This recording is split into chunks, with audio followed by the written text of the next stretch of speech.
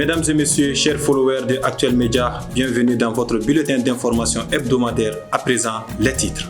Suspension de Issa Kaoudjim. Le bureau exécutif national de la CEMAS a suspendu son coordinateur général. Ce dernier n'a pas dit son dernier mot. Pénurie de pain à Bamako. Protestation contre la hausse du prix de la farine de blé par les boulangers et pâtissiers de la capitale. Grève des Sotrama à Bamako. La rareté des Sotrama rend plusieurs endroits inaccessibles à Bamako pour beaucoup de citoyens lambda. Les détails dans ce bulletin. Ravi de vous retrouver une fois de plus dans ce bulletin. Comme annoncé dans les titres, le bureau exécutif national de la coordination des mouvements et sympathisants de Imam Mahmoud Dicko a déclaré ce mardi 2 février 2021 avoir suspendu son coordinateur général Issa Kaoudjim et a nommé son remplaçant. Regardons le reportage de Mamadou Bilali Koulibaly. C'est donc le souhait de plusieurs présidents et membres de la CEMAS qui se réalise ce mardi. En effet, le bureau exécutif national de l'association a tenu une session extraordinaire lors de laquelle il a décidé de suspendre Issa Kaoudjim de son poste de coordinateur général. Cette suspension intervient au moment où plusieurs de ses collègues estiment que celui-ci représente l'idéal d'une autre association au détriment de la CEMAS de l'imam Mahmoud Dicko. Conformément à l'article 14 du statut de la CEMAS, qui stipule que les cas d'indiscipline sont passibles de sanctions pouvant aller d'un appel verbal à l'ordre jusqu'à l'exclusion définitive.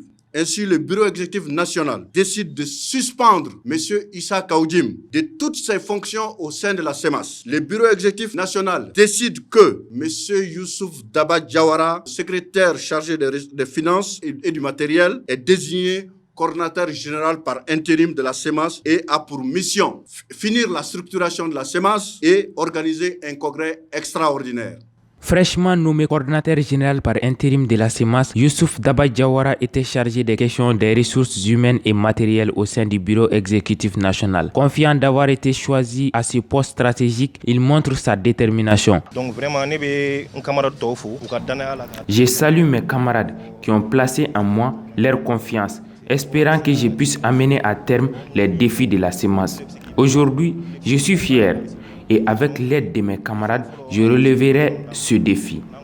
Il m'a été confié 2 missions, à savoir achever la structuration de l'association et convoquer un congrès extraordinaire pour mettre en place un nouveau bureau exécutif national avec un nouveau coordinateur général légitime.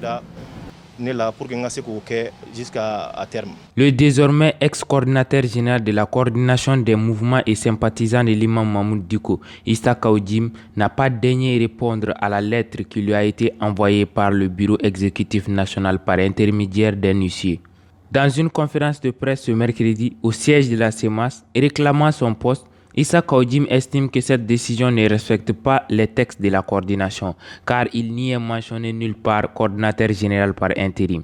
En entendant une huissier, les responsables de la CEMAS ne s'entendent plus et quant à l'imam Dicko, il reste toujours silencieux à ce sujet. Rongé par une situation inadmissible de la hausse du prix de la farine de blé, la pénurie de pain se fait sentir dans la capitale des Trois Caïmans. Les boulangers et pâtissiers se sont mobilisés afin de pousser l'État à prendre des mesures adéquates pour sauver ce secteur. Plus de précisions avec Aminata Y. Koulibaly. La population bamakoise s'est réveillée ce lundi matin ne trouvant pas de pain dans les boutiques. Pourtant, les boulangers n'étaient pas en grève. Ceci pour obtenir la restauration du prix consensuel national de la baguette de 300 grammes fixée à 300 francs contre 250 francs et celle de 150 grammes à 150 francs, vu l'augmentation du prix de la farine. Ce que je voudrais dire aux gens, c'est qu'on n'a pas arrêté de travailler. C'est une difficulté qui nous est tombée dessus. On subit actuellement une inflammation. Le prix du sac de farine a haussé de 2500 francs CFA entre le 1er janvier et le 19 janvier. Le cadre de consultation des filières du pain et l'État ont décidé en 2011 que si les prix de sac de farine excellent entre 18 000 et 22 000, alors nous devrons vendre la miche de pain à 300 francs CFA. Nous tenons à respecter cela. Nous n'avons pas voulu dépasser ce prix, vu la situation de notre pays. C'est donc lors d'une assemblée le 30 janvier 2021 que nous avons décidé d'arrêter le travail de nos livreurs durant 2 jours pour que la population elle-même puisse constater cette hausse. Alors nos livreurs n'auront pas de problème avec leurs clients. Cette situation a eu un impact néfaste sur le secteur de la restauration et les ménages. Cet arrêt nous pose beaucoup de problèmes. On est obligé aujourd'hui d'aller à la boulangerie pour acheter nos pains. J'ai acheté ce pain-là à 300 francs. Vous voyez vous-même que le volume n'est pas respecté. Comme vous voyez, nous sommes des étudiantes. Nous refusons de manger à la maison pour venir manger à l'école. Ceci joue énormément sur nous. La population bamakoise se voit désormais supporter de dépenser 300 francs pour une baguette de pain. Ainsi, le gouvernement et la corporation des boulangers et pâtissiers du Mali doivent renouer le fil de dialogue afin d'épargner aux populations une nouvelle rupture de la fabrication de pain indispensable à leur alimentation quotidienne. Dans le cadre de connaître les problèmes auxquels sont confrontés les mécaniciens réparateurs du Mali, Bamako en général, notre équipe de reportage a sillonné quelques garages. Suivons cet élément de Mamadou Nambobo. À Bamako, tout laisse croire que les garages automobiles qui ne cessent de pousser partout sont des métiers qui nourrissent très facilement ceux qui le pratiquent. Ces travaux manuels demandent beaucoup d'efforts comme bien d'autres. Pourtant, les mécaniciens maliens rencontrent d'énormes difficultés dans leurs travaux quotidiens. Dans notre travail, on rencontre beaucoup de difficultés, comme des problèmes d'espace, de rétribution et les conséquences de la Covid, qui ont amené l'inflation sur le marché. Mes principaux clients sont les chauffeurs de Sotrama et de taxis. Ce garagiste doit sa bonne réputation au climat de confiance qui existe entre lui et ses clients, qui ne doutent point de sa maîtrise de métier. Ils font du bon boulot, voilà pourquoi je suis ici. Donc ensemble, ça fait près d'une décennie, sinon plus. Toutefois, il a profité de l'occasion pour attirer l'attention des autorités maliennes afin que les mécaniciens puissent bénéficier d'une formation de qualité et des lieux adéquats pour l'exercice de leurs travaux régaliens. Pour le secteur informel, l'État se doit de les installer et chercher maintenant à les former. Un peu plus loin, nous découvrons un garage où les réalités sont presque identiques. Je suis réparateur de motos. J'ai encadré 2 apprentis. Aujourd'hui, j'en ai 3. Notons que ce secteur informel contribue fortement à la croissance économique à travers les taxes et les impôts que les patrons de garage versent à la mairie. Domaine de transport, ce mercredi 3 février 2021, la Société des transports du Mali, appelée Sotrama, a observé une grève de 24 heures pour montrer leur mécontentement face à l'augmentation des droits de passage au péage. Plus de détails avec Aminata Y. Koulibaly. La rareté de Sotrama s'est fait sentir ce mercredi matin dans la capitale malienne. Une situation peu confuse en ce sens que si certains chauffeurs sont en grève, d'autres continuent de travailler sans gêne. C'est ce qui a poussé certains apprentis à empêcher des chauffeurs qui s'entêtaient de travailler. Tout ceci pour montrer leur mécontentement face à l'augmentation des droits de passage au péage. On nous fatigue avec cette histoire de péage. On paye 1000 francs à chaque passage. En plus des recettes, ça devient de plus en plus difficile. Nous ne pouvons plus continuer ainsi. Chaque passage, on ne doit pas payer. Ce n'est pas normal. Vu le prix du gasoil et des récentes augmentations, on ne peut plus faire notre travail. Selon un syndicaliste, il n'est demandé à personne de faire des barricades ni semer de la terreur. Nous grèvons tout simplement pour montrer notre mécontentement face à la flambée des prix de péage qui sont passés d'une fois par jour à une fois chaque passage. On veut que tout redevienne comme avant. C'est une grève de 24 heures. Si cela ne résout rien, alors on compte continuer. On s'était vu au marché Sougninkura pour discuter et supplier nos autorités de revenir en arrière. En dépit de tout ceci, c'est la population bamakoise qui encaisse toutes les difficultés, car les Sotrama constituent aujourd'hui le moyen de déplacement par excellence.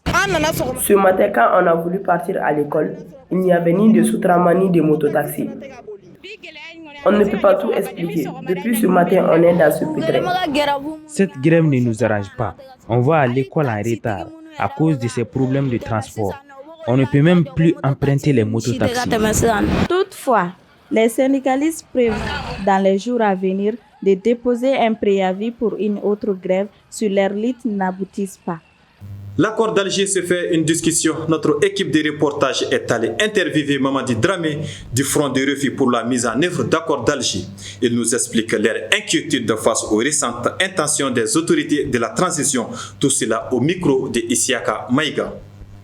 Le front du refus de la mise en œuvre de l'accord est un cadre mis en place par des Maliennes et des Maliens soucieux de l'avenir de ce pays-là. Nous avons vu que récemment, plus précisément le 18 décembre 2020, la transition à travers le ministre de la Réconciliation a pris une feuille de route pour la mise en œuvre de l'accord. Et nous avons estimé qu'à l'état actuel, la mise en œuvre conduira inéluctablement à la partition de ce pays. Il y a de ces articles-là qui n'arrangent pas le Mali. Donc c'est pourquoi nous, en tant que société civile, en tant que veille citoyenne, en tant que Maliens, nous avons dit que nous ne pouvons nous asseoir et regarder notre pays se diviser. Notre pays partir vers une partition définitive et que ce serait une trahison à la mémoire des victimes civiles et militaires tombés sur le sang de l'honneur et de la dignité. C'est pourquoi nous nous sommes dit qu'il était impérieux, nécessaire, voire même obligatoire que les Maliens se retrouvent pour exiger, d'abord demander, si possible exiger à cette autorité de transition qui n'a que deux missions, organiser les élections et stabiliser le pays, à laisser, à arrêter, à suspendre la mise en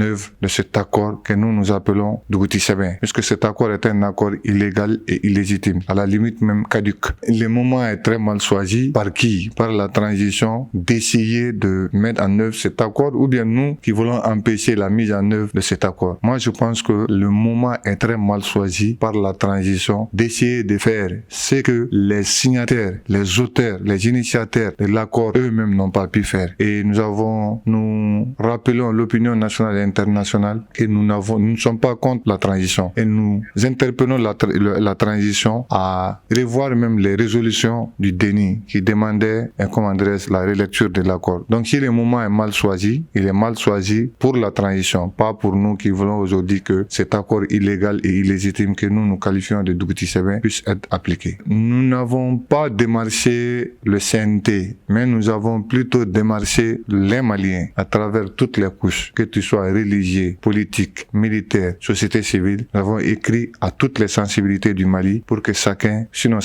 puisse s'approprier de ces documents et essayer d'apporter sa petite contribution afin que cet accord ne soit pas appliqué. Pour boucler la boucle, l'information nationale et internationale en bref avec la compilation de Mamadou Bilali Koulibaly.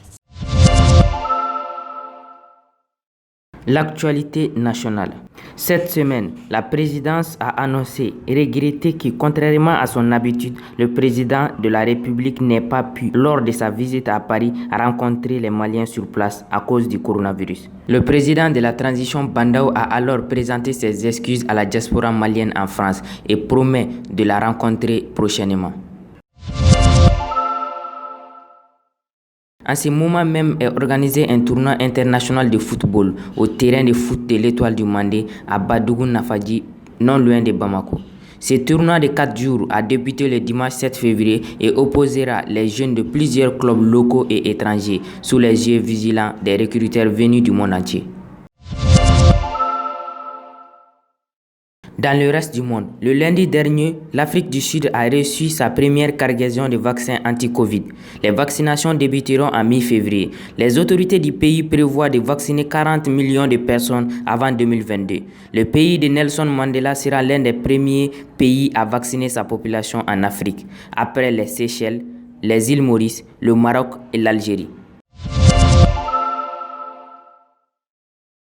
En Russie, le 2 février 2021, Alexei Navalny, l'opposant de Vladimir Poutine, a été condamné à 3 ans et demi de prison ferme. Il a été emprisonné pour avoir violé son contrôle judiciaire d'une affaire remontant en 2014. Navalny s'était fait évacuer puis soigner en Allemagne quand il était, selon lui, empoisonné par le Kremlin. En Birmanie, dans la nuit du dimanche au lundi 1er février, l'armée birmane a perpétré un coup d'État en procédant à l'arrestation de Aung San Suu Kyi, chef de facto du gouvernement birman. Elle avait largement gagné aux législatives dernières face aux militaires. Donc le général Min Aung Hlaing, déjà à la tête d'une armée qui n'est pas contrôlée par le pouvoir central, décide de s'emparer de la tête du pays au même jour où la nouvelle assemblée allait faire sa première session ordinaire. Ce putsch n'a pas versé le sang, mais il a été formellement condamné par la communauté internationale. Ceci met fin à notre bulletin d'information. Merci à vous de l'avoir suivi. Restons soudés, tous pour un pour tous, dans un Mali béni et prospère.